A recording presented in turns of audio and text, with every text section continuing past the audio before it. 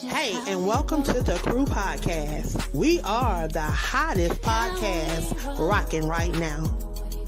We are currently looking for 6 amazing hosts to join our family for season 2 that will kick off February the 1st, 2024.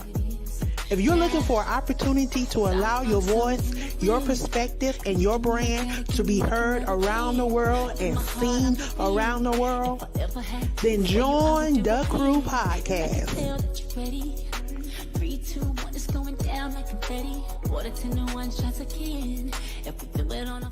Publishing. We are committed to helping our authors reach their goals and pursue their dreams of becoming published authors. We work closely with each author to ensure a successful publishing experience and dedicated to helping them tell their stories in the most impactful and meaningful ways. So stop procrastinating and let's get started with writing their book.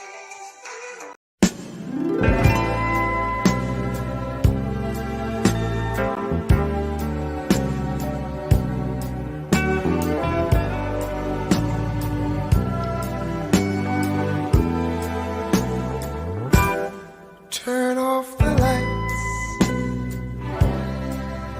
light a candle. Tonight I'm in a romantic mood, yeah. Let's take a shower together. I'll wash your body, wash mine, yeah. Rub me down in some hot oil, baby, yeah. And I'll do the same thing to you. Just turn off the lights, come to me. Girl, I want to give you a special treat. You're so sweet. Turn off the lights. Aspiring Authors Magazine is a founding sponsor for Da Crew Podcast. Get featured inside the magazine and allow your voice to be heard around the world. Aspiring Authors Magazine is an international magazine founded in May of 2020 by Queen Angela. Get featured.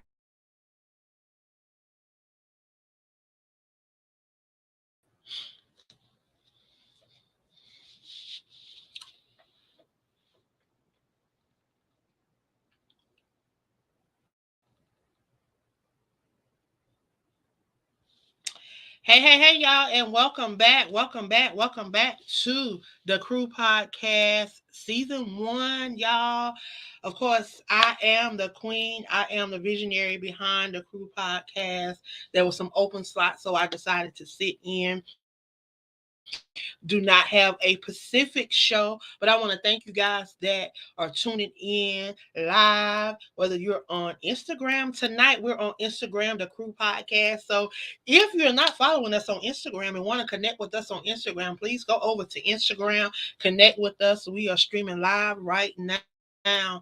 Also, we're on Facebook, LinkedIn, and YouTube. I want to make sure that you guys are following us. I tell you, this is night 3 of the Free Texas campaign, Voices from Beyond the Walls of TDCJ. That is the Texas Department of Criminal Justice, y'all. I have been talking about corruption and the overly and wrongfully incarcerated for a while now. As I look back over my social media page, look back over my different things, I see that now I have been really going hard for a little over a year. And I just thank God for just allowing me the opportunity to be able to make a difference and to be able to allow individuals to share their voices around the world. I tell you, I get excited every single time I get the opportunity to come before you guys and to share with you guys. I am waiting on my guests. Of course, y'all know that these individuals are incarcerated, so we know that anytime anything may happen, y'all know that they are constantly doing counts, shift change, and all that stuff. And every time they do that, they have to do a count. So sometimes it can take them a minute because guess what? Until they get that count correct, they got to be still. They cannot have any movement. So be patient as my guests come on. But I want to thank you guys that have been sharing these reels, that have been sharing these YouTubes, all of this information.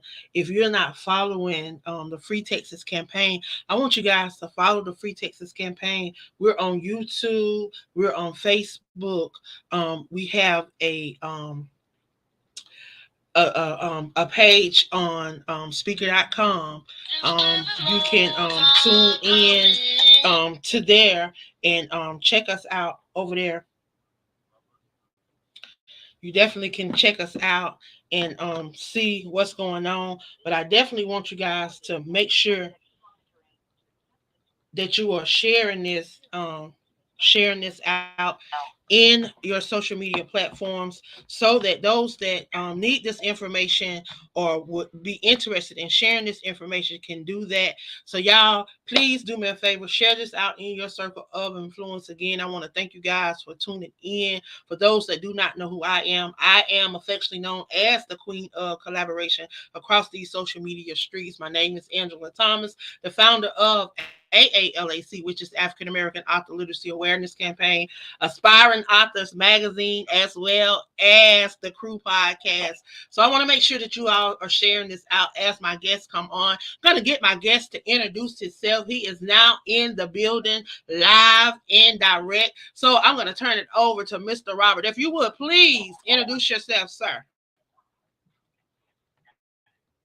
Yes, ma'am. I want to say hello to everybody, and I want to thank you very much for allowing me to come on here. My name is Robert Castillo. I'm over here at the James in Beeville, Texas, and I'm just so thankful to be on and have a platform.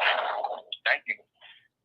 Awesome, awesome, awesome. Well, I utilize this platform to give those that are incarcerated within the TDCJ an opportunity to share and reflect on their journey through the TDCJ and the things that they would like to share. Because from an outsider looking in, I see that there are a lot of things that need to be corrected, things that need to be brought to attention. So I am trying to be that outlet in that force to allow those things to come forth. So if you would tonight share from your perspective those things that you want to share on tonight, Mr. Robert.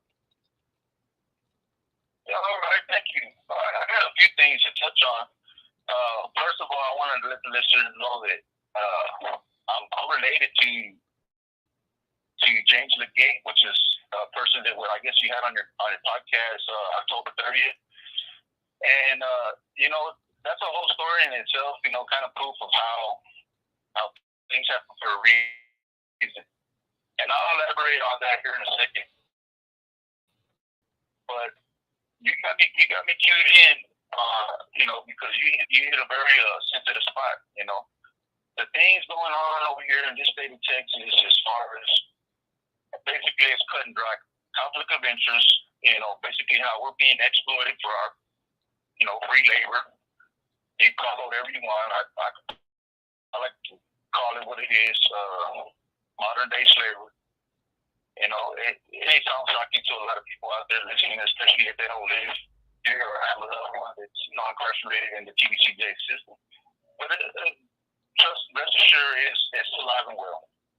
Okay, so one of the things I wanted to hit on is that, I'm not going to sit here. First of all, I'm going to be real with y'all. I'm going to let y'all know that this is not my first time incarcerated. I am a criminal. It's wanted to be rehabilitated. I have changed my ways, but I do have a past. And the first time I come down, I wanted to change the world. I wanted to build myself up. I wanted to make a positive change. So I got enrolled in a whole bunch of programs, and I took every trade I could. And at that time, I became a master mechanic. Through a lot of hard work and training and just getting myself ready to come home and be different, for my family. Well, that was my first experience with the reality of TDCJ and how it exploits us. They have these programs, they call it the OJT program, and then they got special projects up in Huntsville, where they pay for you to get certified, and they pay for you to get on the job training. But as soon as you complete the 6-month course or whatever it is, they immediately put you into the industry. They got all kinds of stuff. Let me tell you, they've got every special trade, every skilled labor job that there is out there in the world that pays good money, blue collar work that pays good money, good benefits, all that. Okay, well, they have us in here doing it for free. Okay, so and that's cool. And it's, the way I justified to myself that first time around, I was like, well, I get to get my hands dirty. I get to get the hands-on training that I need, and I just have the book education. So it's a positive thing, right? Well, the first time I come up for parole, by the way, I had a 6-year sentence the first time I come down, right? First time I see parole, I get a set-off, which is a denial of parole, right? Okay, no problem. She gives me more time to study. Let me go on to the next level, and I kept on doing my certifications and stuff, overachieving. And so the next parole date comes, and I get a set-off again. So my family's concerned. They're like, what are you doing in there? Are you getting in trouble? What's going on with you? Why are you not making your parole? Because they automatically think that when your parole date comes up, you being good, you go home. And that's just not the case here in Texas, especially if you become an asset to them, So just to fast forward a little bit on that, it was already 4.5 years into my 6-year sentence, and I see parole again, and they deny me. So it took my family having to contact the commissioner and all this, wanting to know, how is my son a trustee with no disciplinary case whatsoever? Why is he getting set off after set off? This is his third one. Why is he's got all these certificates, why is he not going home? So, they granted me that I talked to the commissioner, and he come out there, and he told me, thank you, but you know what, off the record, man, you are an asset to TCJ, and that is why you have been getting set off. So he goes, no, I'm going to change that. I'm going to give you parole today. But it's an ugly truth, you become an asset to the system, and for that reason, it's not in their best interest to let you go home. And I couldn't believe that, I couldn't believe that. And, unfortunately, I got out, had my chance to be right out there. And just like a high percentage of people here in, Texas, the recidivism rate is crazy. So I was a statistic. I come back and go through the whole process again. So the second time, I went to truck driving school, and I got a Saturday CDL, and I'm driving trucks, for the state. I'm out here on the road every single day, driving around to the valley, delivering commissary, delivering, just different goods, going to the furniture factory, just all the different industries that TCJ has inmates doing all the labor at. And I'm going and picking up all this product and taking it and delivering it, basically helping them generate the millions and millions of dollars that they make every year, right? Did I get any money out of it? No. Did they have to pay a farewell person to come transport their freight? No. So that's when I started paying attention to things a little bit more, and I said, you know what?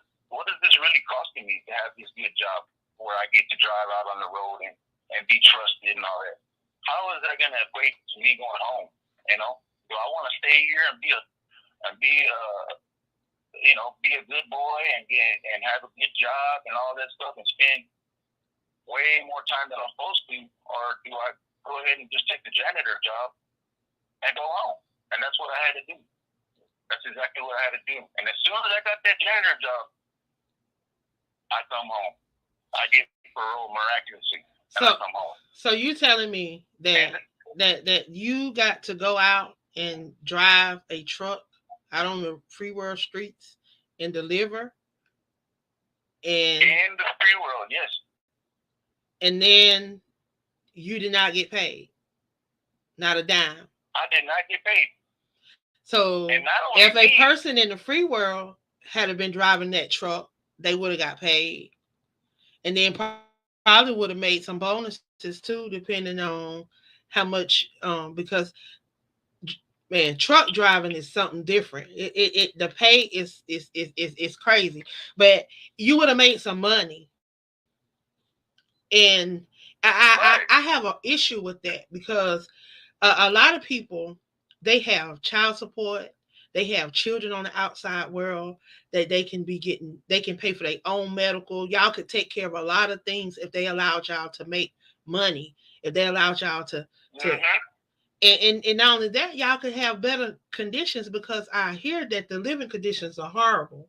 Like, you would be able to afford a pillow. You could buy a pillow. You could have a blanket. You probably could get a blanket. Like, I understand that making they may not pay you what they would pay a free world person, but to pay you something for your services.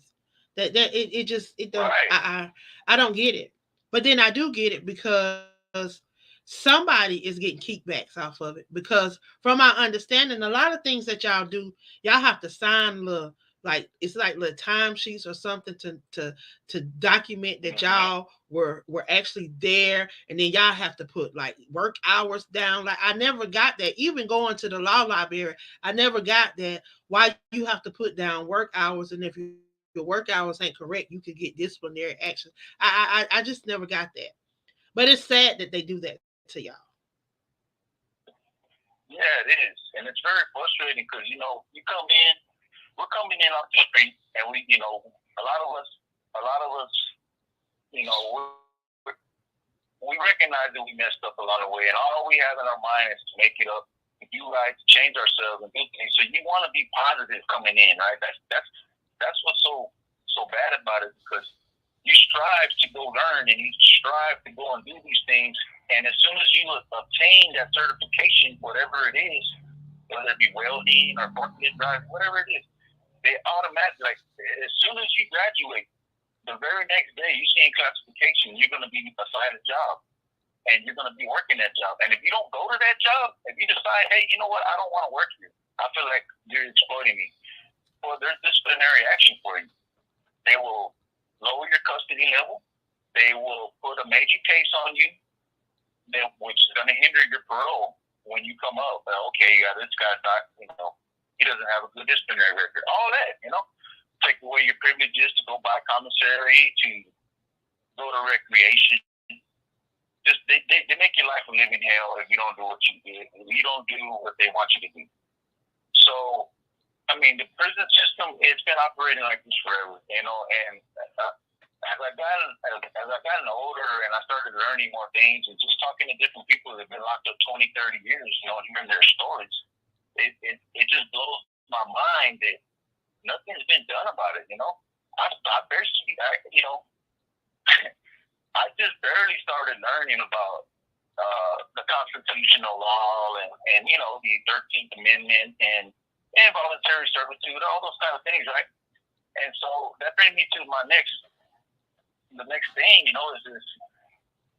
About 3 weeks ago, we started hearing this rumor about about this House Joint Resolution 63 and 53, right? Well, 63 was dealing with, it was a proposition to abolish slavery and involuntary servitude. So, you hear all kinds of rumors when you're in prison. So the first thing I want to do is I want to verify. So I got on my tablet, we got Nexus Lexus on the Law Library app.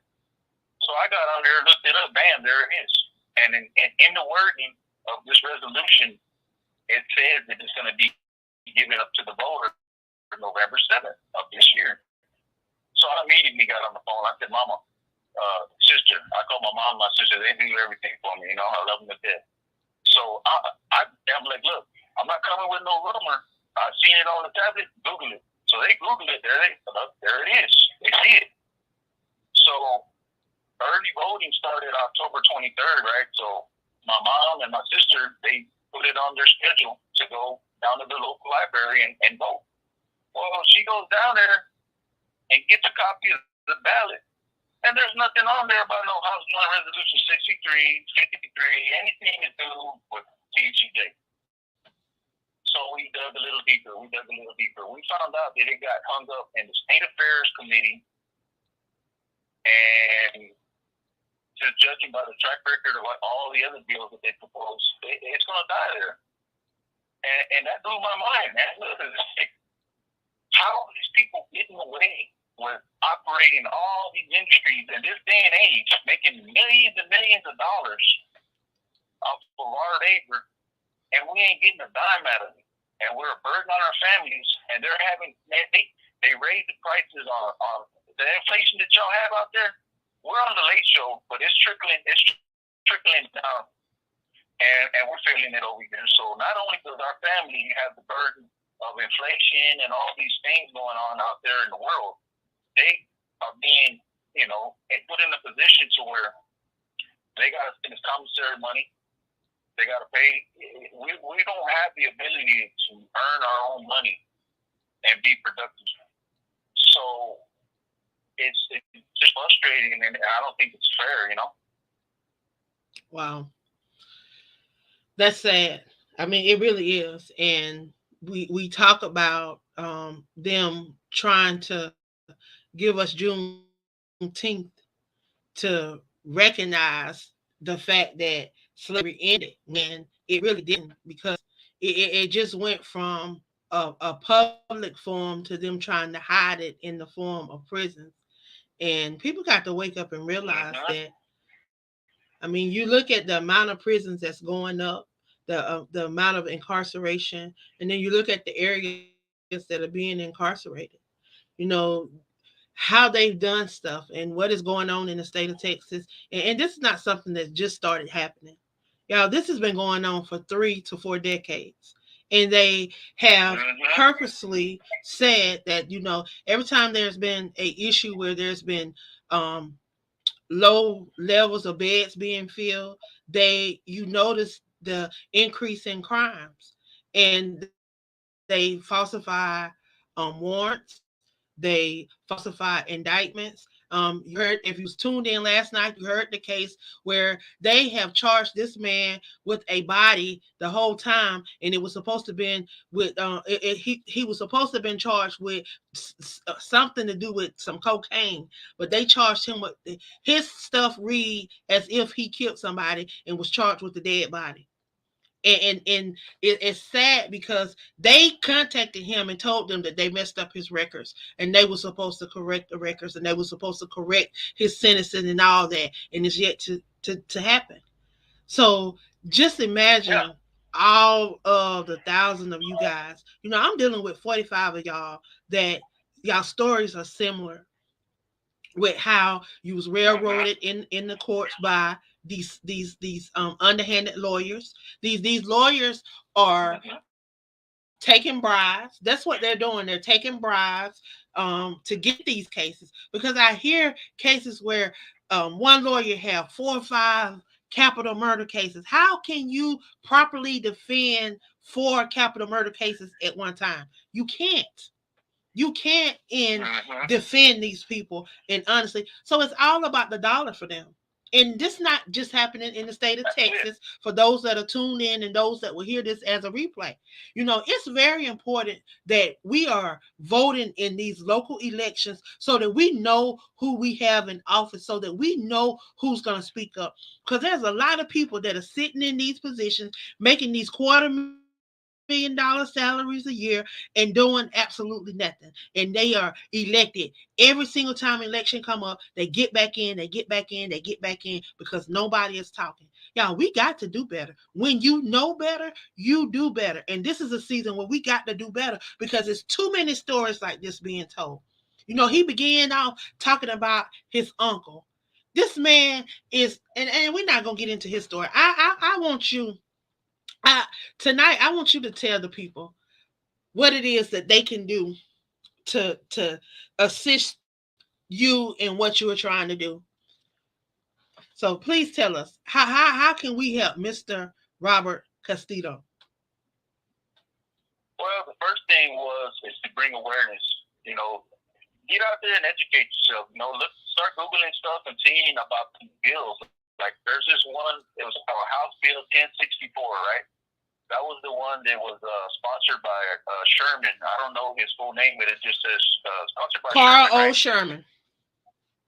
Exactly. Okay. This House bill proposal is it was for a good conduct time, which is gonna affect us our duration and let us go home, and let us get credit for all the work hours that we accumulate while locked up.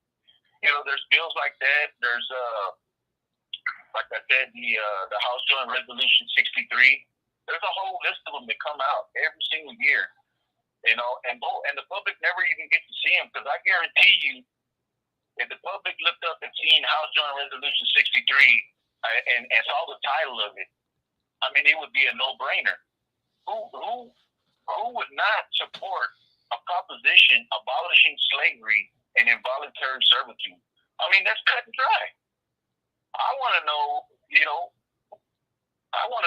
who supports it. Who's on the state affairs committee here in Texas that's allowing this to stay out of the public's eye so they can't vote on it? My family was very disappointed when they went down there and saw that it wasn't even on there. They blew their mind. And I was the one that had to break the news to these guys in here and say, look, man, it's not even on the ballot. They couldn't believe it. Yeah, it is. It says right here on the tablet. So what I'm asking everybody to do is educate yourself, look at these bills, pay attention to them, contact the sponsors of these bills and ask them, hey, why is this not, what do we got to do to get it on the ballot? Because we want to vote it in. We want it. Somebody proposed it, so they must want it. How can we help you out to get this passed? Who do we need to do? Who do we need to contact? Do we need to go to the Capitol? What do we need to do? Because there's organizations out there doing that. You got TIFA and many other places you probably heard, people you've heard of, organizations, nonprofits and stuff. Educate yourself, take action, especially if you have a loved one that's incarcerated. We're limited. We're limited to what we can do, and we need you out there. And thank you very much.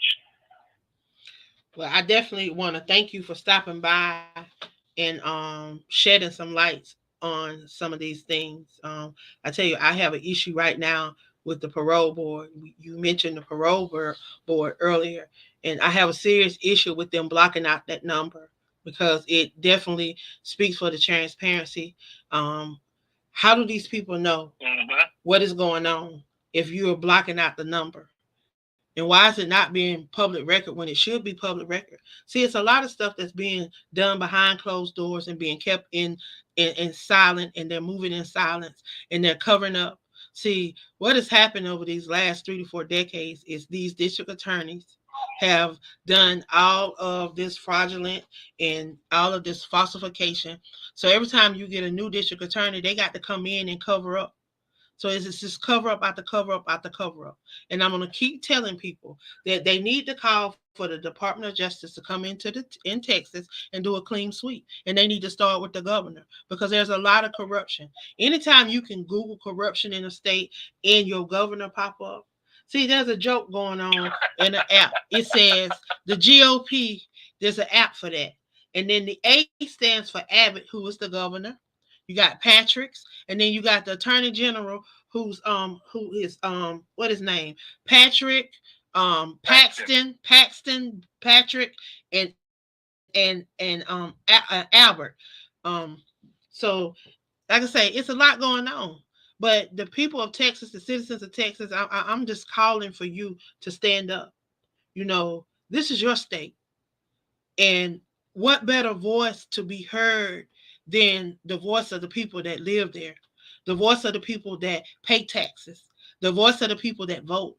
If these people are not doing what need to be done to make sure that the citizens are okay, because just because someone is incarcerated does not mean that they don't have rights. They are constantly, disregarding their rights. A prime example was this latest lockdown. The quality of food, the they are providing. I mean, you got grown men and women, and you're feeding them slop. You're feeding them like they're animals, and it's sad.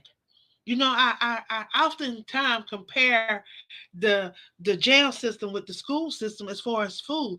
USDA controls a lot of this stuff, and if they can get food from the USDA, then they can get the right foods that's gonna be guideline that will provide the nutrition that is needed.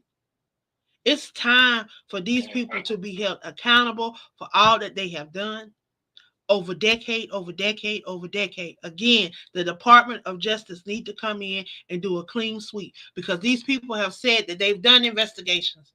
Yeah, how can you investigate yourself? You are the problem. So how can you investigate yourself? There's no way that you can investigate yourself.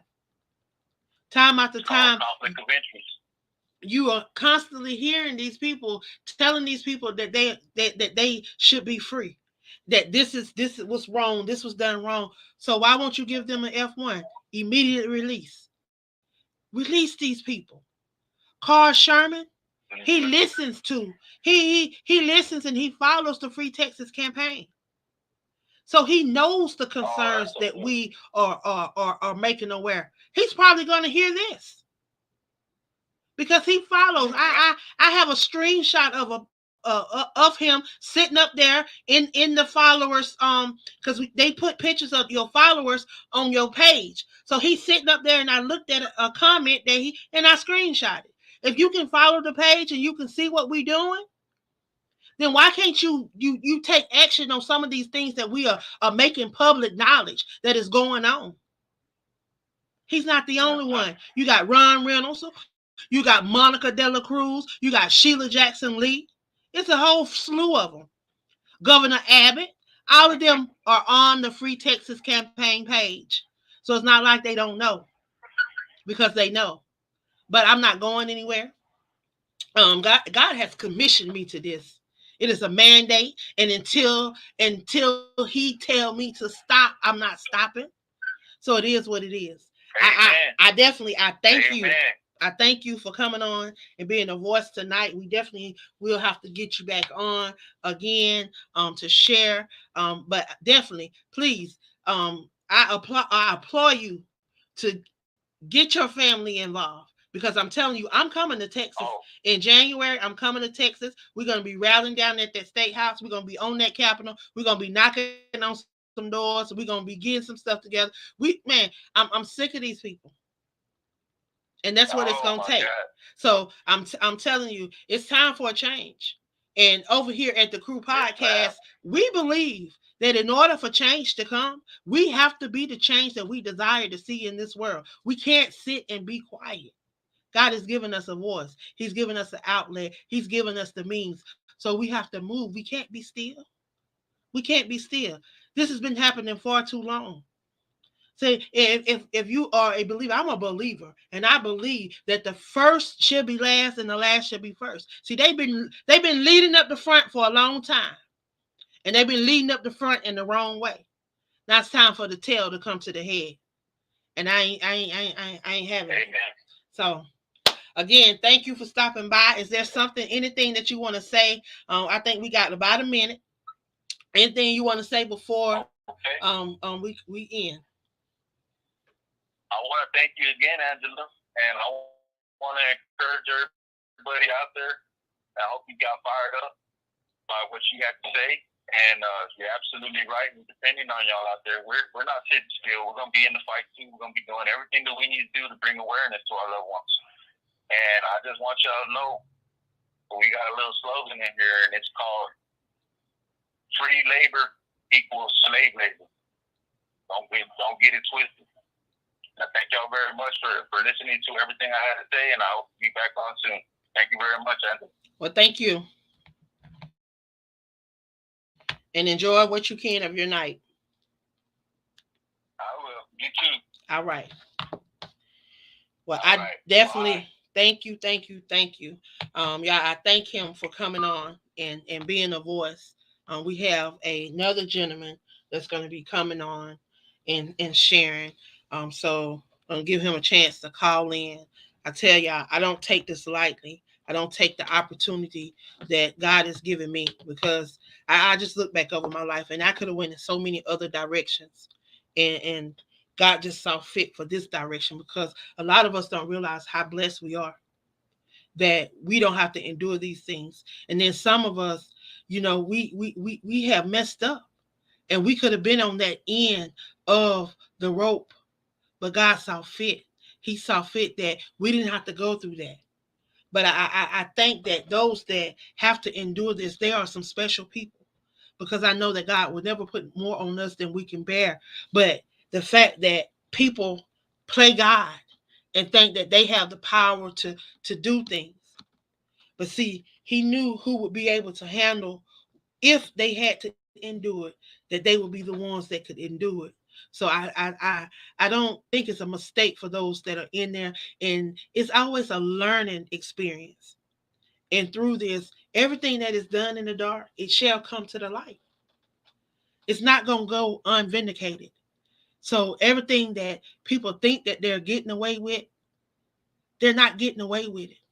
All this stuff that people do behind your back, and they think that, oh, they got over on Angela, I got over on Black Diamond, I got over on Keisha. No, they didn't get over, because a lot of times we move in the spirit, and we move in the things that God placed in our heart. So when people think that they are using us, they're not. They're not. But I tell you, I'm thankful for being in a position to where I can use my voice, because there was a time when I didn't think I had a voice. There was a time when I didn't think that I was capable of doing any of the things that I'm doing. But God saw fit. God saw fit to allow me to be able to influence others and to bring others together. Because whoever spoke Queen of Collaboration over my life, they did me a favor. They helped me to push me into that God had already called and purposed me to be. If they had not been obedient and speak that over my life, I wouldn't be here today. I wouldn't be here doing a lot of the collaboration projects and bringing people together. But because God saw fit to lay that on somebody's heart that day, and they spoke that thing over my life, and they kept speaking and they kept speaking it, and it just began to become life to me.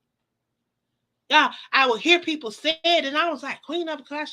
I said, people gonna think I'm, and then it just became natural. I heard people say it so long, I just began to say it. And y'all, it wasn't just something that I said, it became a business. Queen of Collaboration, Life Coaching, and Consulting. It became a business in 2020. It came to life. God gave me an opportunity to allow my voice to speak. Gave me the opportunity to get certified as a life coach. Gave me an opportunity to learn how to publish books, and not only learn how to publish books, but to be able to help other people that needed to learn how to publish books. So I'm able to coach people on this journey now. So yeah, I'm just, I get excited because y'all, the enemy wanted to take me out. So my second guest is in the building, y'all. He's in the building. He's in the building. He's in the building. If you would, y'all, and I tell you, I thank God for this platform. I thank him for every opportunity that I have. And y'all have to be, sometimes I know I can go there, but I get passionate about those things that God has called me to, and doing just what I'm doing now is one of those things that He's called me to, is to be a outlet, to be a platform that allow people to be able to share. So we have another individual that is going to be sharing. I want you to introduce yourself, if you would, please. Yes, my name is Roland Ramos, and I want to thank you for allowing me this opportunity to share my short version of the story, of my story, of what happened. And, what happened is I was charged with aggravated sexual assault. I was accused by my ex-wife, and I was charged and went to trial and was found guilty of the charge.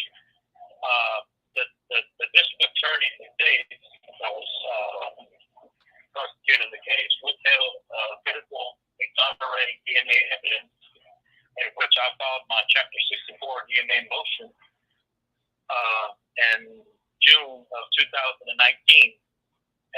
and I just got my reports back that clearly exonerate me, and yet I'm still sitting in prison for a crime that I never committed. Okay, and so I've been here for 24 years, and this DNA evidence says this Chapter 64 that I found has taken me a long time. The courts have denied my writs and everything that I have filed in the past. And the attorneys that I've had were all, they're court-appointed attorneys, so pretty much their ineffectiveness. And yet I still have this exonerating DNA evidence, and I'm still sitting in prison. And the courts refuse to do anything about it, or at least at this time they haven't done anything yet. And so that's where I'm sitting at right now. Wow. So there was, okay, first of all, how did they convict you? They convicted me on testimony. So they convicted you on pretty much hearsay because it was her word against your word. That's right. That's true. So they had no concrete evidence. So they had no physical evidence whatsoever. The experts out of there told them that there was nothing wrong with her at all. Everything was normal, and there was nothing there at all as far as the body went. But there was no DNA because this attorney withheld that evidence at the trial. Was introduced in the trial because the prosecutor withheld it, and he told the jury that the reason why he did that was because the jury was not. In other words, he was trying to say that they weren't stupid. They knew that my DNA would be found there because I live at home. I'm living with my wife on the same bed, and my kids, we all live together at this home. And so he told the jury that my DNA would be found there. But according to the DNA report, that's not true. That did not come out to be true. There's no physical evidence. There's no medical evidence. There's no DNA evidence here to support any of that allegation at all. I'm still doing the prison. That's pretty much what happened to me. It's unbelievable. I've been in prison for all these years. I don't know what else to do to prove my innocence. What else do I need? Wow. It's sad, but it is true. I'm living it, and it's been very difficult for me to even talk about this, but I'm opening up, and I feel confident that everything that I have and everything that I'm saying, more documentation. Everything that I say, that I can more of the documentation. And so that's why Wow, that is sad. I don't know what else they need besides DNA evidence to prove that you are innocent. But the whole system, someone says the whole system needs a rehaul. This is definitely ridiculous. And it is a pattern.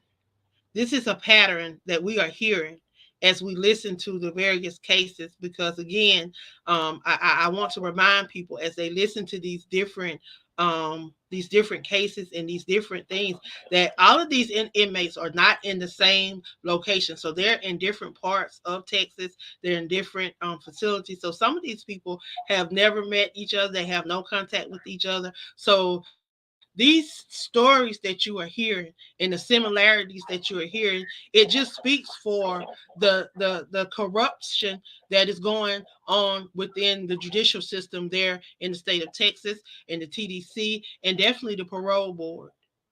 They're doing a lot of underhanded things that need to be corrected. And there are a lot of representative elected officials that are aware of these things. I have come to a point where I will not be quiet. I will not sit down. I will not be silent. Every time there's something that is brought to my attention, I bring it to the attention of those um that I support have told me to bring it to their attention. So I am constantly emailing Carlos Sherman, Ron Reynolds, Sheila Jackson Lee, Monica De La Cruz, um, Greg Abbott, who is the governor. None of them will respond.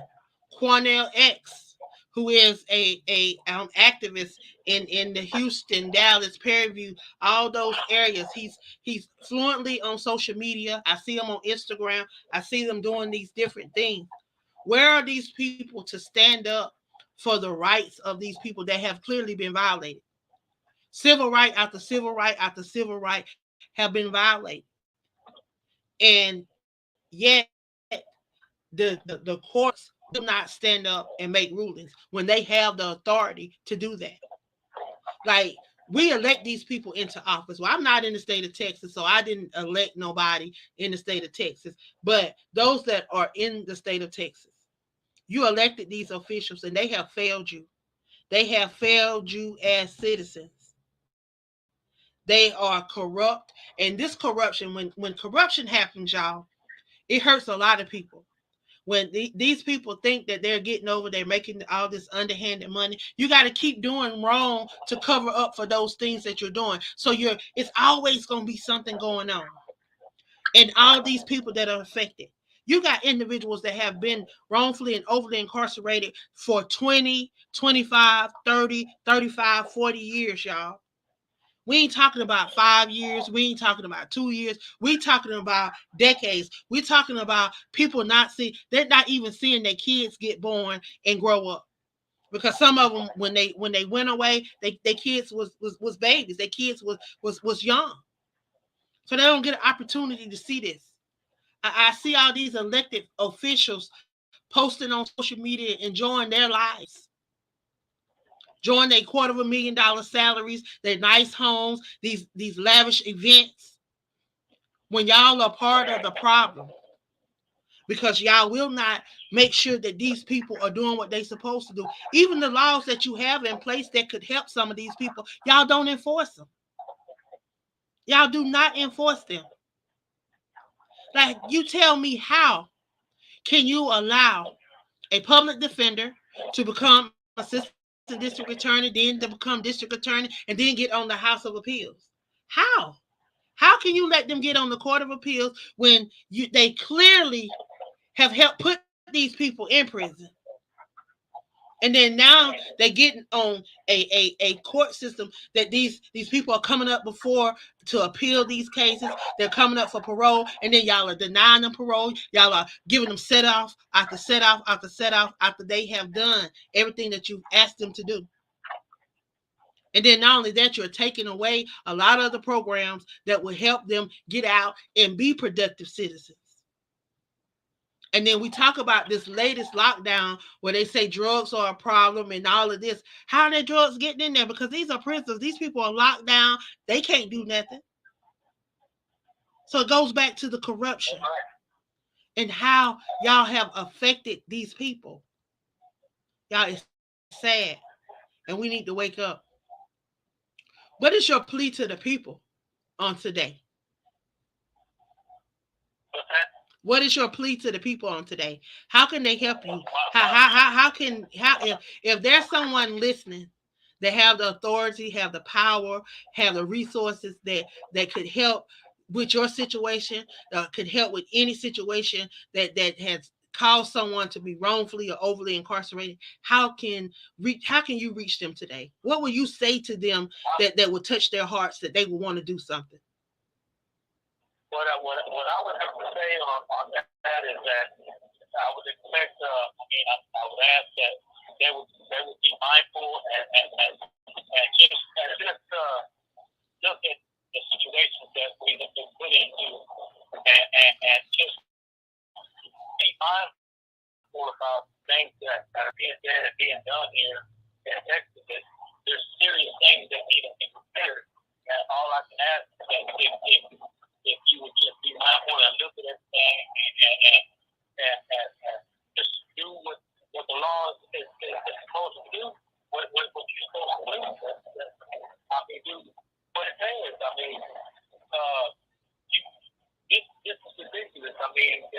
when you have a question to what you can't get and a deal, you can't get this, you can prove the case, and this thing is just being ignored. It doesn't make any sense. And so what I'm asking is that if there's some listeners out there that hear these cases, is that to help us, you know what I'm saying, to try to get these, cases looked at and try to see if we can, help us to bring these cases to the court and be heard and have justice. That's what I think from listeners